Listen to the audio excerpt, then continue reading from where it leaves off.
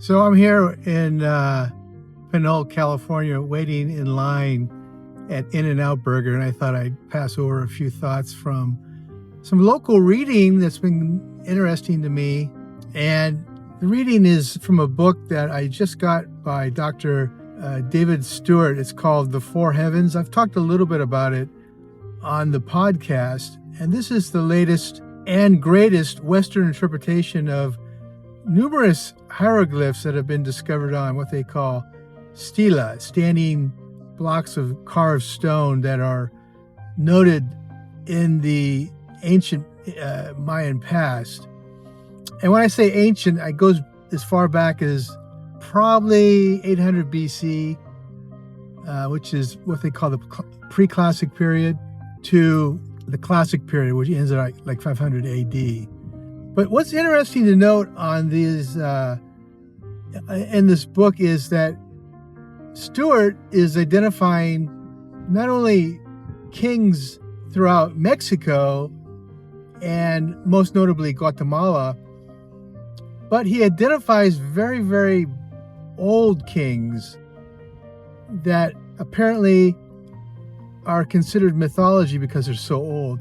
And what's wonderful about this book is that it really elevates the Maya quite beautifully, because it puts them in the same category as the Pharaonic Egyptians and also the kings and Sumer. An interesting note on both of those civilizations is that they have kings lists that go back thousands and thousands of years.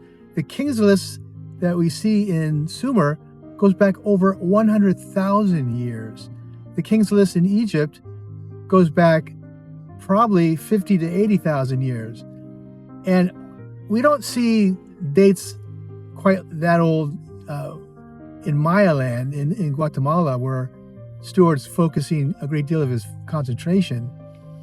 But we do see ancient kings referred to as mythological gods. Now, in Egypt, when it gets past, say, 3,000 to 4,000 years, you start talking about Isis and Osirian and others, and others who are ancient gods.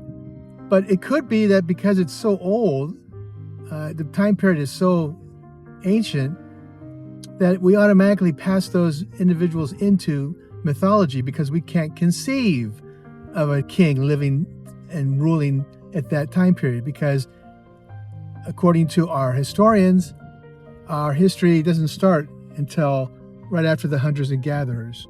Another problem that archaeologists are having in Mexico as well as Guatemala, where the Maya have their largest cities, is the fact that very, very sophisticated buildings going on. The largest pyramids in the Americas are found at a place called El Mirador, and that's in Guatemala.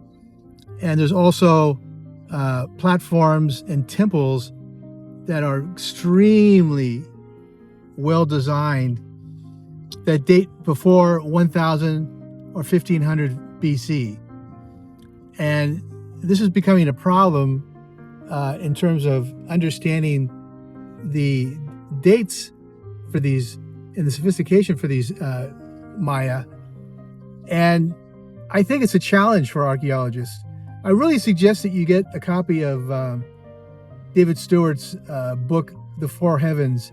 I got it as a hard copy, but I also got it as a Audible. And when you have Audible, it cuts to the chase. You get right through it. And it's not an easy read because he's going over and talking about dates. He's talking about various kings. And it gets kind of boring if you have to read it. If you listen to it, you can speed right through it. So anyhow, this is Cliff. Take care. We'll talk to you again.